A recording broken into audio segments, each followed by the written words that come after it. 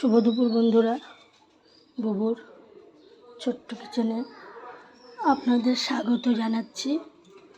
আজ তো নিরামিষ, তাই আমার আছে পুরো নিরামিষ মেনু।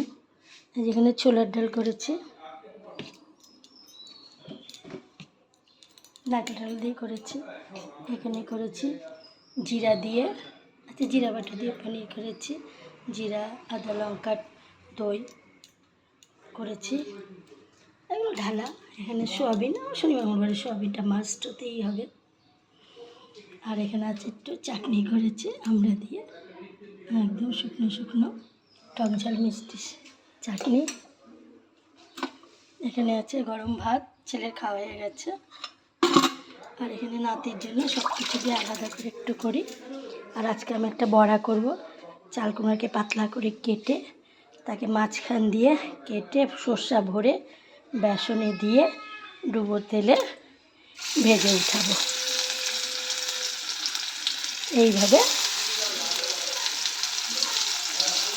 বড়াগুলো খুব টেস্ট লাগে। গ্যাস সিম করে ভাজতে হবে, কেন চাল কুমড়াটা একটু সিদ্ধ ব্যাপার আছে।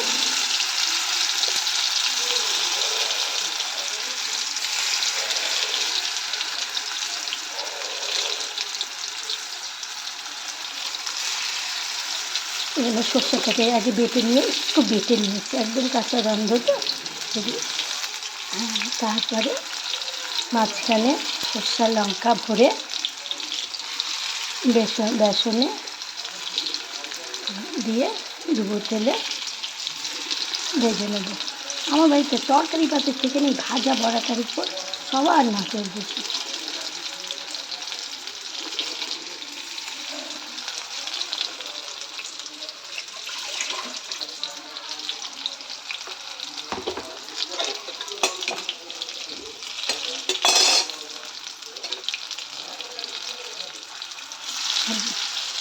তেলটা মোটামুটি গরম ছিল, গ্যাসটাও কমানো ছিল।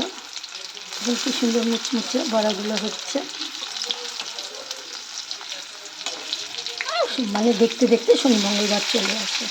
কত আর কি করবো, তরকারি পাতি আর কে ভালোবাসে। এই পোস্ত বাটা, ঘি, এরকম একটু বড়া, এই দিয়ে আমার বাড়ি খাওয়া হয়ে যায়। তার আগে নাতিকে করে দিলাম। নাতির খাওয়া হয়ে গেছে, ছেলের খাওয়া হয়ে গেছে। বড়াগুলো আগে ভাজলে তো হবে না, ঠান্ডা হয়ে গেলে কেউ খাবে না। এই যে কি সুন্দর মুচমুচে বড়াগুলো হয়েছে দেখুন। একদিন বাড়িতে করে খাবেন, ভালো লাগবে। নমস্কার বন্ধু, আমার রান্না ভালো লাগলে অবশ্যই লাইক করবেন, সাবস্ক্রাইব করবেন। এইভাবে এগিয়ে যাব সকলের আশীর্বাদে, আমার বন্ধুদের আশীর্বাদে। ততক্ষণ টাটা, আবার অন্য রেসিপি নিয়ে অন্য দিন।